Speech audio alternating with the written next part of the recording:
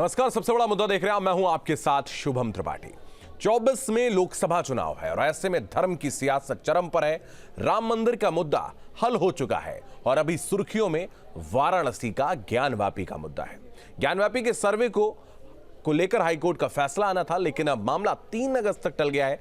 सर्वे का फैसला भले ही टला हो, लेकिन सियासत फुल ऑन जारी है। ज्ञानवापी को लेकर सभी दल सियासी बयानबाजी कर रहे हैं और यूपी सरकार में दर्जा प्राप्त राज्य मंत्री ने 4 लाख मंदिरों को तोड़कर मस्जिद बनाने का दावा किया, तो उनसे 2 कदम आगे बढ़कर समाजवादी पार्टी के नेता स्वामी प्रसाद मौर्य ने कहा कि बौद्ध मंदिरों को तोड़कर मंदिर बनाए गए हैं, तो पहले ऐसे मंदिरों का सर्वे हो। वहीं समाजवादी पार्टी के सांसद एसटी हसन ने कहा कि कोर्ट जो फैसला करेगा वो मुस्लिमों को मंजूर होगा।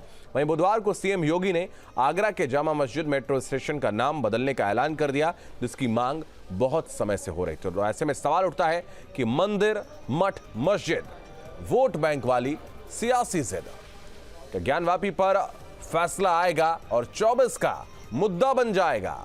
यूपी में धर्म वाली सियासत किसकी बढ़ाएगी ताकत? वोट बैंक के लिए मंदिर मस्जिद को क्या मुद्दा बनाया जा रहा है? राम मंदिर की तरह ही सर्वे से क्या ज्ञानवापी का मुद्दा सुलझेगा? ये तमाम वो बड़े सवाल हैं जिसका जवाब आज हम तलाशेंगे।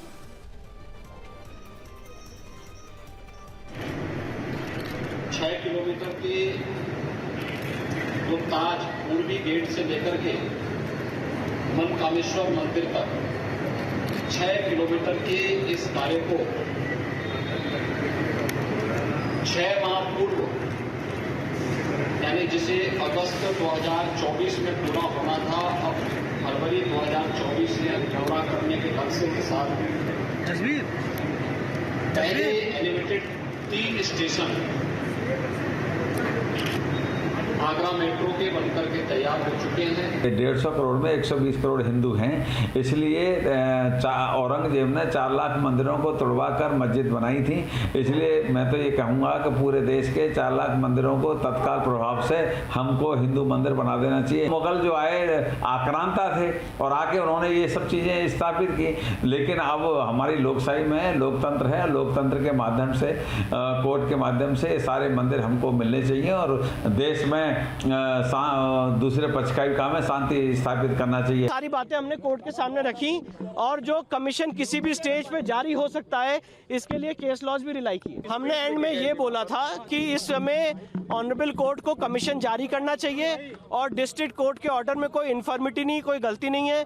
माननीय न्यायालय ने आज दोनों पक्षों को सुनने के बाद इस मामले में अपना फैसला सुरक्षित रखा है और फैसला 3 अगस्त को सुनाया जाएगा। एएसआई ने अपना एक डिटेल्ड एफिडेविट फाइल किया है।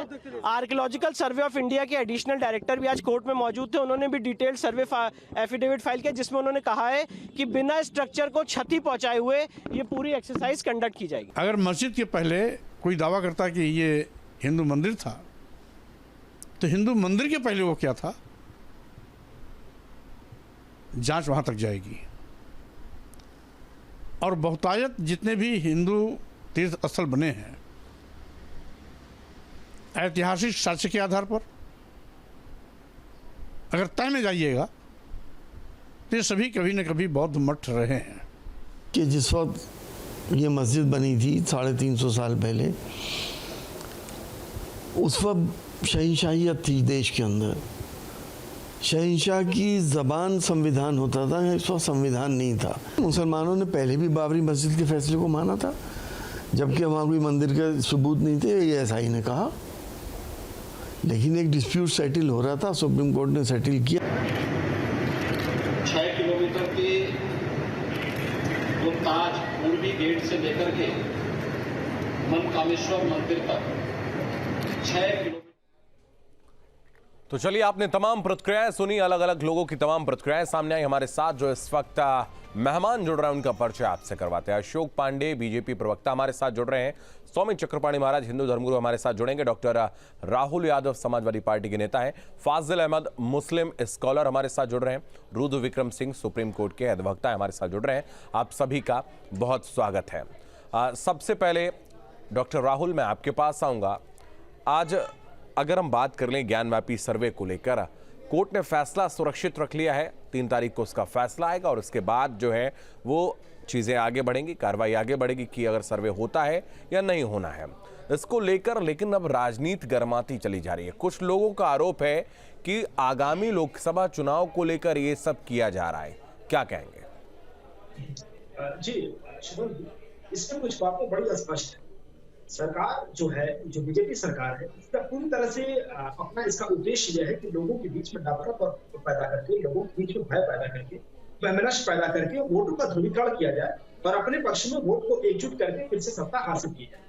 जब इसमें जिला न्यायालय, हाई कोर्ट और सुप्रीम कोर्ट तीनों जगह सुनवाई हो चुकी है, न्यायालय संवेदनशील है और बार बार ये कह रही है कि किसी भी इतिहास के किसी भी तथ्य को प्रमाणित करें। इसीलिए आर्कियोलॉजिकल सर्वे ऑफ इंडिया को यह निर्देश किया कि आप बिना इमारत को क्षति पहुंचाए या पता लगाएं कि क्या मस्जिद के नीचे कोई मंदिर था, आदि विश्वेश्वर का मंदिर था, या जो भी अगर प्रमाण है तो उनको साइंटिफिक जो एविडेंस एक्ट है उसके तहत साइंटिफिक डेटा बताएं न्यायालय को, ताकि न्यायालय निर्णय दे।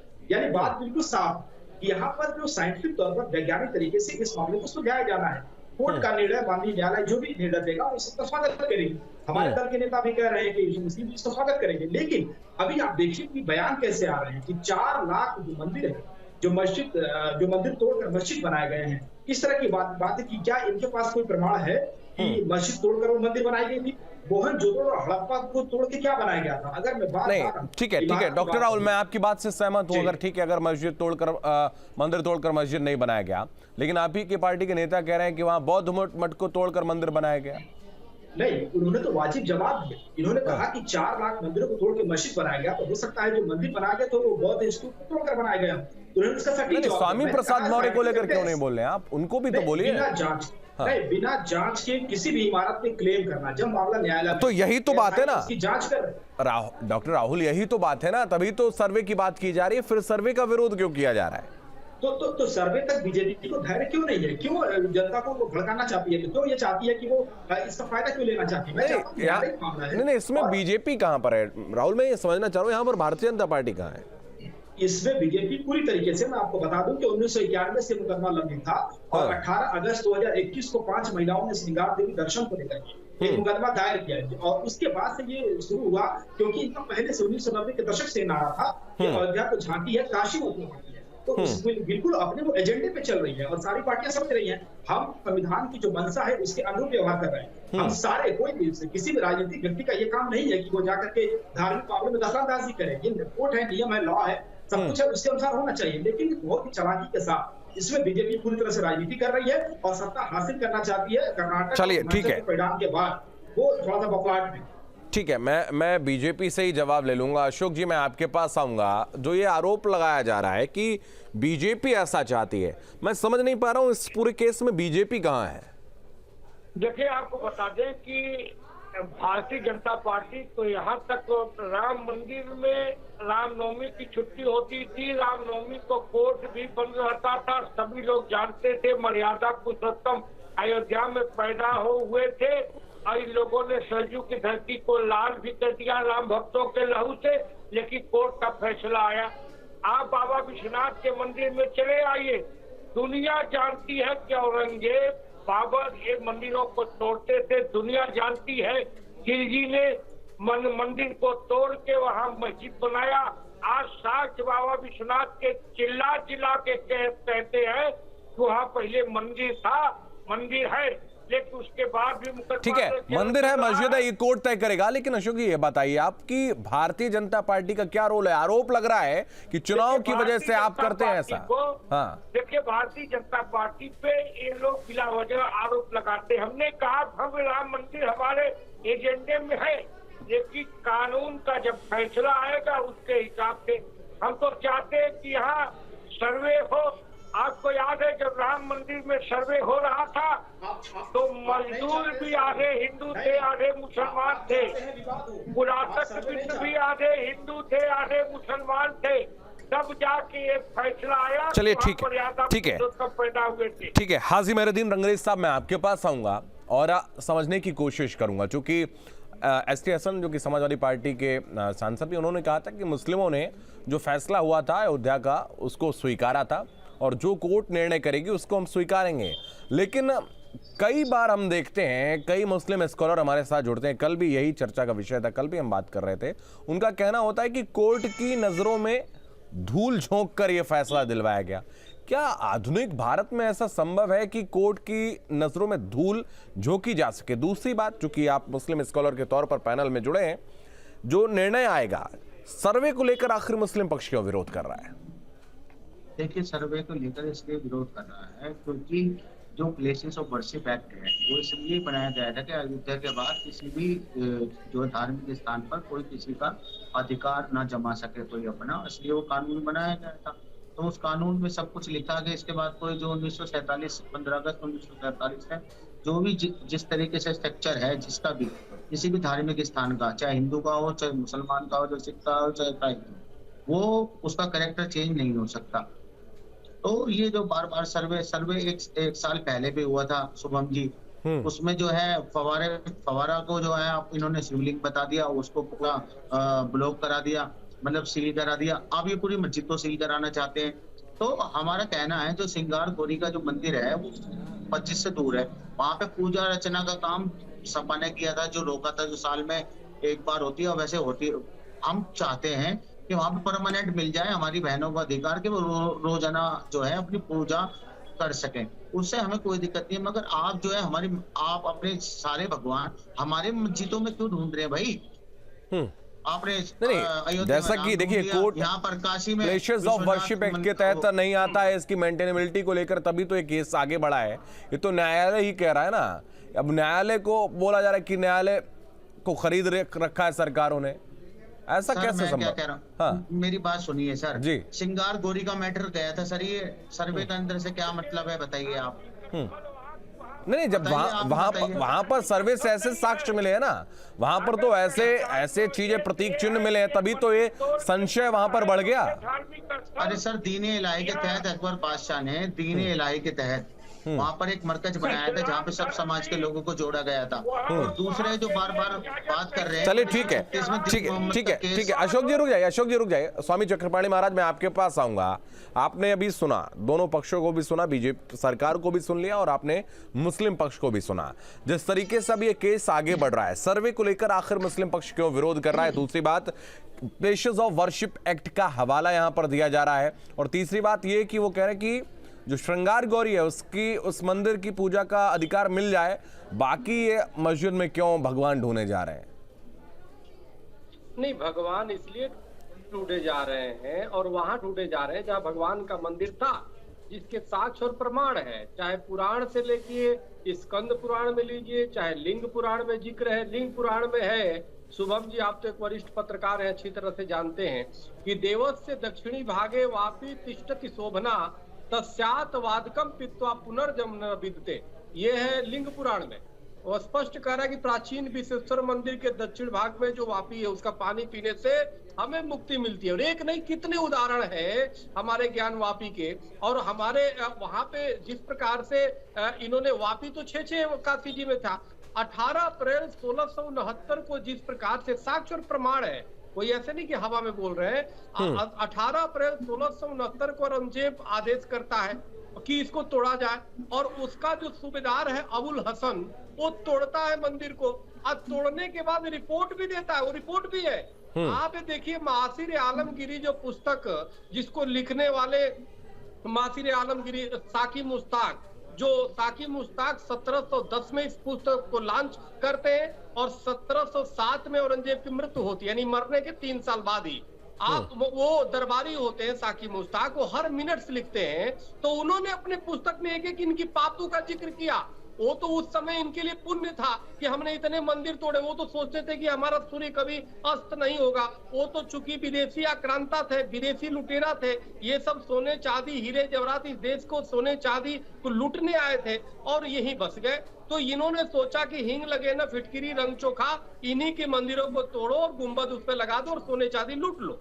आज ये लड़ाई शुभम जी हिंदू मुस्लिम नहीं है, यह लड़ाई विदेशी आक्रांता बनाम भारतीयता की है। लेकिन रंगरेज साहब, चाहे और लोग पता नहीं क्यों नहीं समझ पा रहे हैं कि जो अभारतीय है, जो विदेशी आक्रांता है, उनके प्रतीकों को हटाने का समय है। हम सब दोनों भाई मिल करके उसको समाप्त किया जाए, एक देश में एक अच्छी व्यवस्था कायम किया जाए, आपसी भाईचारे को हम लोग बढ़ाया जाए। ठीक है, मैं उनसे ही पूछ ले रहा हूँ। रंगरेज साहब जाओ। स्वामी जी जिस तरीके से कह रहे हैं कि जो वहां पर चीजें हैं वो उसको सुधारा जाए, उसको सुधारने के लिए आप भी साथ में आए, तभी चीजें स्पष्ट हो सकती हैं। नहीं तो गुरुजी बिल्कुल सही कह रहे हैं कि दोनों पक्षों को बैठ के बात करनी चाहिए और इस मामले का निपटारा होना चाहिए। तो सभी चाहते हैं, कोई देश में ऐसा देश नागरिक नहीं है जो देश में अमन चैन खराब करना चाहता हो देश का। मगर एक भाजपा पार्टी है जो उनके प्रवक्ता भी यहाँ पर और जो उनके बड़बोले नेता हैं वो बार बार मंदिर मस्जिद की बात करते हैं, शमशान कब्रिस्तान की बात करते हैं, हिंदुस्तान पाकिस्तान की बात करते हैं, क्योंकि उनके पास मुद्दे नहीं रहे जो उनके मुद्दे चुनाव में लड़ने के लिए हो। उनके पास रहा ही यही है कि किसी तरीके से पोलराइज कर दें वोटों को, ध्रुवीकरण कर दें। आप ये बताइए, इन्होंने कहा था हर साल हम 2 करोड़ रोजगार देंगे, 100 दिन में गड्ढा मुक्त कर देंगे। अरे भैया रुक जाइए रुक जाइए रुक जाइए, आपकी तबीयत खराब हो जाएगी। अरे रुक जाइए अशोक पंडित जी, आपकी तबीयत खराब हो जाएगी अगर मैं आपके गिनवाने शुरू करूंगा तो आपकी तबीयत खराब। मैं ये बार बार कह रहा हूँ। योजना दी हमने, हिंदू मुसलमान देखा यहाँ कोई। ठीक है। अरे सर चुप रहिए, आपको पता नहीं। ठीक है, देखिए आरोप प्रत्यारोप में रुद्र विक्रम सिंह मैं आपके पास आऊंगा। ठीक है रुद्र विक्रम सिंह, ठीक है रुद्र विक्रम सिंह मैं आपके पास आऊंगा। जिस तरीके से आज अगर हम देखें तो इस फैसले को देखें, आप चूंकि अधिवक्ता हैं तो मैं आपसे समझना चाहूंगा, फैसला चूंकि सुरक्षित रख लिया गया है, क्या कुछ अब आगे जाकर ये केस बढ़ सकता है? क्योंकि अब 3 तारीख को निर्णय आएगा। एएसआई की को लेकर भी सवाल आज पूछे थे चीफ जस्टिस ने, और एएसआई ने कहा था कि हम तमाम जो पुरातत्व विभाग की ऐसी चीजें हैं उनको संरक्षित करने का काम करते हैं और जो हम सर्वे करेंगे उसमें वास्तविकता से छेड़छाड़ बिल्कुल नहीं होगी। देखिए, मैं आपके इस सवाल का जवाब दूं उससे पहले मैं एक जब भी मेंटेनेबिलिटी पे इस पे बात हो रही थी, देखिए जो भी पैनल पे जो भी दर्शक आपके हैं, मैं उनको बता दूं कि मेंटेनेबिलिटी का issue already high court decide कर चुका है और उस मेंटेनेबिलिटी पे हाई कोर्ट ने ऑलरेडी बोल दिया है कि ये पिटीशन मेंटेनेबल है, ये चल रहा है। हालांकि ये सुप्रीम कोर्ट गए थे, सुप्रीम कोर्ट में वो पेंडिंग है। तो मेंटेनेबिलिटी हाई कोर्ट भी सबसे बड़ा कोर्ट होता है प्रदेश का, किसी भी प्रदेश का, और सुप्रीम कोर्ट बहुत रेयरेस्ट ऑफ रेयर केस में हाई कोर्ट के फैसलों को बदलता है। तो मेंटेनेबिलिटी की बात तो खत्म हो जाती है। दूसरी बात हम आते हैं कि जो ये मामला अभी आज सुना गया, कल भी सुना गया, उसमें देखिए एएसआई को सिर्फ इसलिए बुलाया गया था, एएसआई डायरेक्टर को सिर्फ इसलिए बुलाया गया था।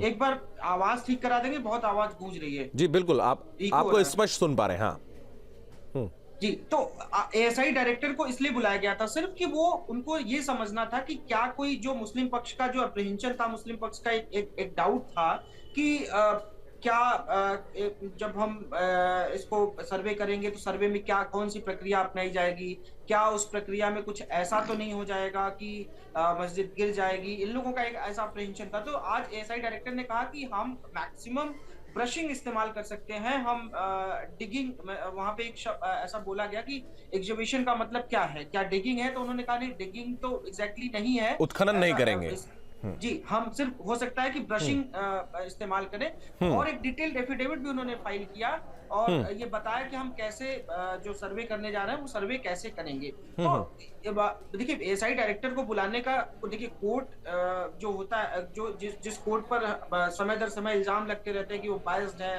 बयान भी आपने सुना है बहुत सारे लोगों के, वो कोर्ट दोनों पक्षों को बहुत तसल्ली से सुन रहा है, एक एक पॉइंट सुन रहा है, एक एक पॉइंट समझने की कोशिश कर रहा है कि क्या जो अप्रीहेंशन है इनका, जो इनका डाउट है, इनका भय है, क्या ऐसा है? अगर ऐसा भय है तो क्या उससे कोई क्षति तो नहीं होगी मस्जिद को, जो तथाकथित मस्जिद है। ठीक है। तो कोर्ट एकदम जो भी फैसला देगा 3 अगस्त को, मुझे लगता है कि बहुत डिटेल ऑर्डर, रिजर्व इसलिए ऑर्डर किया जाता है कि जब कोर्ट्स को डिटेल ऑर्डर देना होता है, जिससे कि कोई भी पक्ष ये ना कह पाए कि नहीं ये जो है आपने गलत ऑर्डर दे दिया या फिर आपने बहुत समराइज्ड ऑर्डर दे दिया। तो हमेशा जब कोर्ट किसी ऑर्डर को रिजर्व करता है तो वो बहुत डिटेल ऑर्डर, ठीक है डॉक्टर, कोर्ट में वो नहीं लिखवाते हैं, डिटेल ऑर्डर को लिखवाएं। ठीक है डॉक्टर राहुल, मैं आपके पास आऊंगा। अब चूंकि मैंने जो न्यायिक प्रक्रिया है उससे रिलेटेड बात अधिवक्ता से कर ली, आध्यात्मिक तौर पर बात कर ली, अब राजनीतिक तौर पर इस केस पर हम बात कर लेते हैं। सवाल यही है, एक आरोप बीजेपी पर लग रहा है कि वो चुनाव की वजह से इस मुद्दे को तूल देते हैं, लेकिन दूसरी बात ये समझ में आती है कि बहुसंख्यक यहाँ पर एक जो वर्ग है उसकी एक आस्था है, उसके आध्यात्मिक हितों का क्यों ना ख्याल रखा जाए, क्यों ना बात हो। आखिर कोई तो वो वक्त होगा जब उस पर बात की जाएगी। चुनाव, कुछ ना कुछ चुनाव लगा रहता है। अभी विधानसभा का चुनाव था, उसके बाद अब लोकसभा का चुनाव है, जब लोकसभा का हो जाएगा तो कोई और चुनाव हो जाएगा, तो चुनाव तो चलते रहेंगे, क्यों ना बात हो उस पर? नहीं, बिल्कुल देखिए, आस्था का विषय है। अभी चक्रपाणी महाराज भी बोल रहे थे और देवता साहब ने भी ठीक ठाक अपने तकनीकी तौर पर कुछ चीजें मुझे बताई। मैं कह रहा हूं कि बहुसंख्यकवाद का हित इसमें है कि उनको रोजगार, कौशल और उनकी जो आर्थिक गतिविधियां हैं उनसे जोड़ने से उसका हित होगा। क्या इनको पता है कि इसमें ओबीसी, एससी, एसटी और उसी बहुसंख्यकवाद के कई सारे ऐसे लोग हैं जिनको मंदिर में चढ़ने नहीं दिया जाता है, उनके मुंह पर जो है बुत त्याग किया जाता है। इसके अलावा अभी मणिपुर में जो हमारा एसटी समुदाय है उसके ऊपर जिस तरह से नस्ली हिंसा हो रही है उसको रोकने का कोई उपाय नहीं किया। अगर बहुसंख्यक समुदाय का इतनी फिक्र है तो कम से कम उनके रोजगार की बात करें। और रही बात आस्था की और इस मंदिर की, तो ये नहीं, देखिए ये एक अलग बात है। आप देखिए, आप देखिए राजनीतिक, ठीक है, आप राजनीतिक आरोप बीजेपी पर खूब लगाइए, जिस पर लगाना सरकार पर लगाइए, प्रधानमंत्री पर लगाना, मुख्यमंत्री को लगाइए, लेकिन जिस तरीके से आप बात कर रहे हैं बहुसंख्यक, रुक जाइए वाजपेयी, ठीक है रुक जाइए अशोक जी रुक जाइए। जिस तरीके से एक मैं सनातन, ठीक है, मैं सनातनियों की बात कर रहा हूं, क्या आपको लगता है कि सिर्फ एक वर्ग ही वहां पर जाता है दर्शन करने के लिए? आपको पता है कावड़ चढ़ाने के लिए कौन लोग ज्यादा जाते हैं, कौन पूजा अर्चना करने जाते हैं, किसको वहां पर रोका जाता है? हाँ ठीक है, चक्रपाणी महाराज भी बैठे हैं, आप भी हैं। मैं स्पष्ट कर दूं कि एससी, एसटी, ओबीसी को आज भी हिंदू समाज में उनकी जो वाजिब हिस्सेदारी है उसके लिए बात नहीं की जाती। अगर मैं कहता हूं, मान लीजिए, वो देखिए वो एक अलग विषय हो गया, मैं आपकी बात समझ रहा हूं डॉक्टर राहुल, वो क्या प्रयास कर रहे हैं, ठीक है, वो एक अलग विषय हो गया, लेकिन जिस विषय पर हम आज बात कर रहे हैं ना उस पर आइए। मुद्दे त्याग किया गया, उन्होंने कुछ बोला, कभी प्रदर्शन किया, ठीक है, इस पर बीजेपी से मैं बाद में जवाब लूंगा, पहले स्वामी जी मैं आपसे जवाब लेना चाहूंगा इस पर। ये नफरत पैदा करना चाहते हैं, ठीक है, नफरत पैदा की जा रही। स्वामी जी, मतलब मैं इनका समझ नहीं पाया क्या कहना। इनका कहने का मतलब है कि मंदिर ये तो सारी चीजें चलती रहेंगी, जो एससी, एसटी हैं, ओबीसी हैं, या जो खास तौर पर इनका इशारा ये है कि उनको दबाया जा रहा है, उनको मंदिर में दर्शन नहीं करने दिया जाता है, तो उनके हितों की बात होनी चाहिए, ये सब नहीं होना चाहिए। भाई देखिए, मैं श्री राम जन्मभूमि में मैं केस में सुप्रीम कोर्ट तक मैं पक्षकार रहा, लेकिन उस मंदिर का ट्रस्ट बना तो मैं नहीं हूं, लेकिन एक दलित चौपाल जी को जरूर रखा गया, मैंने उनका विरोध तो नहीं किया। और अभी साक्षी बिटिया का यहाँ बुरी तरह, दलित बिटिया थी, उसको बुरी तरह जिहादियों ने मार डाला और आपने तो उस पर आपत्ति नहीं, हमने उसके लिए लड़ाई लड़ी। और तमाम बेटी जो दलित हो उनके, दलित एससी एसटी के लिए हम लोग लड़ाई लड़ते हैं। और सबसे पहला मंदिर में, कोई भी मंदिर में रोकता है किसी भी एसटी एसटी को तो सबसे बड़ा अन्याय करता है, सबसे बड़ा पाप करता है, क्योंकि हम लोग इसके बिल्कुल समर्थन नहीं कर सकते। सवाल आदिवासी समुदाय के व्यक्ति के ऊपर मूत्र त्याग किया गया मध्य प्रदेश में महाराज जी, क्यों विश्व हिंदू परिषद और जो आरएसएस है या जो बजरंग दल इस पर क्यों कुछ नहीं बोला? ओबीसी, एससी, एसटी पर आए भी हिंसक जो है उन पर हमले होते हैं, उनके साथ भेदभाव होता है, उस पर विश्व हिंदू परिषद का क्या सोचना है? विश्व हिंदू परिषद केवल अयोध्या के मामले में, काशी के मामले में और मथुरा के मामले में ही क्यों आती है?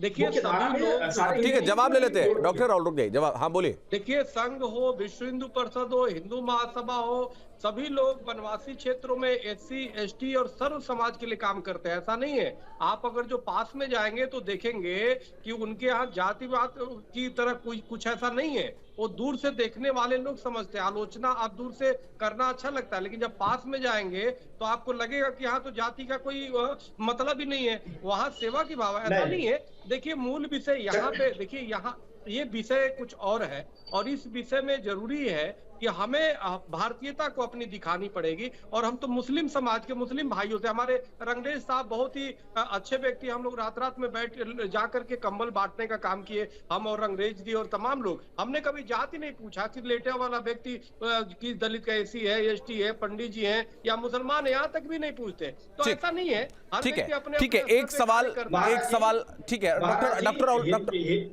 ठीक है डॉक्टर राहुल, अभी आप वापस आएंगे आपके पास। एक सवाल और स्वामी जी मैं आपसे लेना चाहूंगा, चूंकि चर्चा शुरू करने से पहले मैंने सवाल का जिक्र किया था।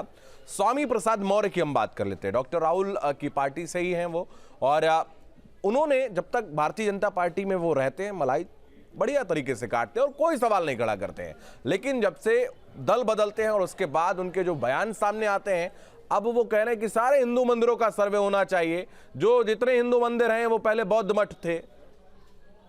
देखिए, माननीय स्वामी प्रसाद मौर्य जी वरिष्ठ नेता है, मंत्री रहे हैं, लेकिन उनका स्वभाव शुरू से सनातन विरोधी रहा है। पहले गौरी गणेश जी की पूजा की विरोध करते थे, फिर उसके बाद लेकिन फिर उसी भगवान राम का नाम लेकर के और बीजेपी में मंत्री रहे, अब वो बाहर है। तो स्वाभाविक है एक मन स्थिति बराबर नहीं होती, हताशा होती है, तो अब हताशा और निकाले कैसे? तो उस हताशा में फ्रस्ट्रेशन में बोल रहे हैं। उनके प्रति हमें लगता है सहानुभूति रखनी चाहिए और कहीं ना कहीं हताशा और निराशा में इस तरह की बयान बोल रहे हैं। अगर हताशा में नहीं होते तो सबसे पहले अपनी बेटियां जो सांसद हैं बिटिया, उसको कहते कि तू बीजेपी छोड़ दो, यहाँ पे गलत हो रहा, लेकिन वो नहीं कहते ना। तो इसलिए वो बेचारे हैं, वो दया के पात्र हैं, उनके प्रति मैं कुछ ऐसा नहीं बोलना चाहता। ठीक है, 30 सेकंड में डॉक्टर राहुल जवाब दीजिए। नहीं, देखिए चक्रपाणी महाराज जी क्योंकि बहुत समझदार हैं और ये पूरी तरह से बीजेपी के लिए काम कर रहे हैं और बीजेपी की तरफ से बोल रहे हैं, इनकी कोई गलती नहीं है, वो ठीक है।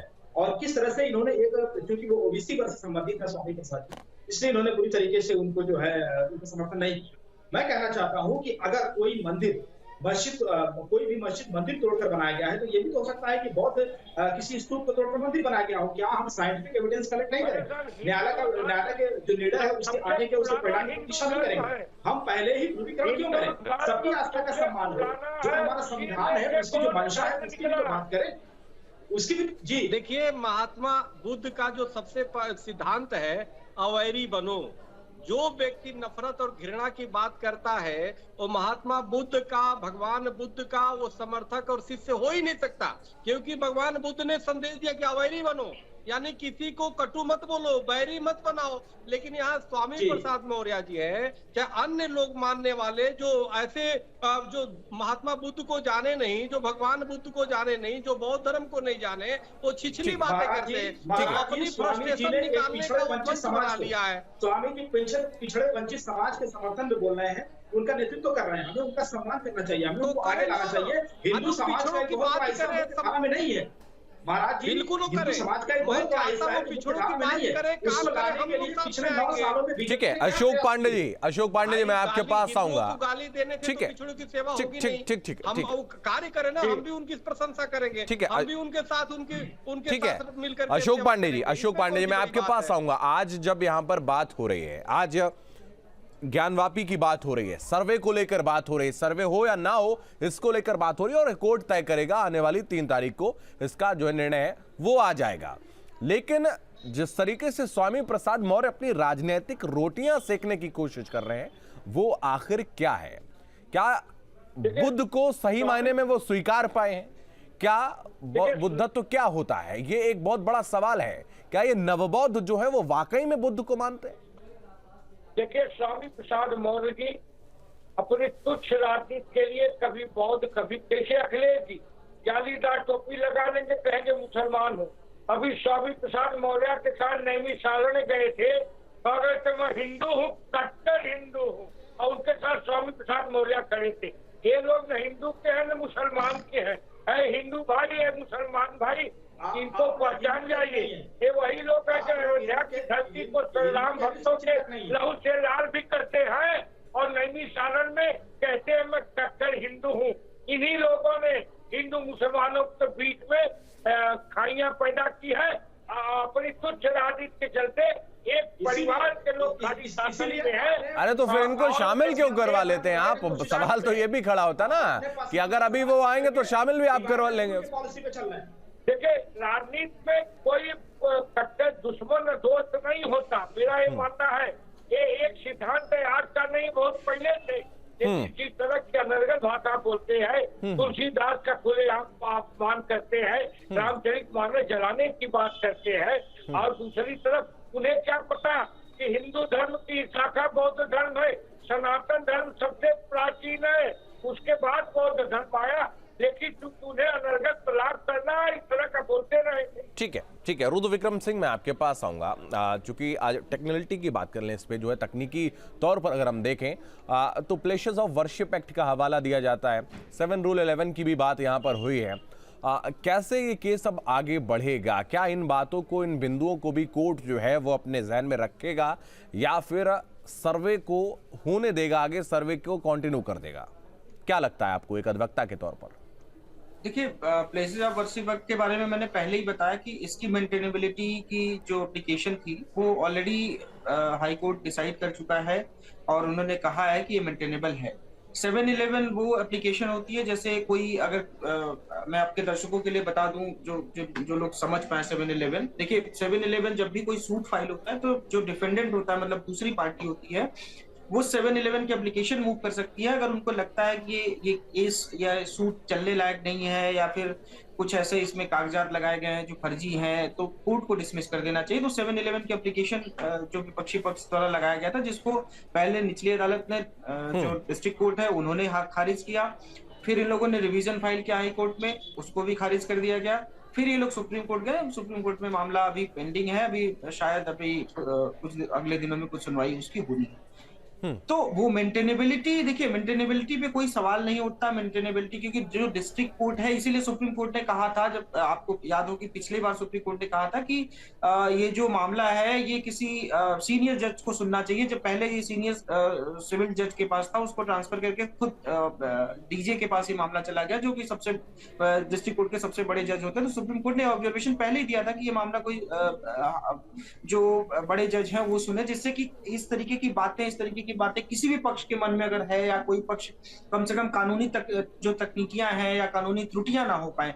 तो ऑलरेडी जो डिस्ट्रिक्ट कोर्ट के जज हैं वो ऑलरेडी बहुत कॉम्पिटेंट हैं।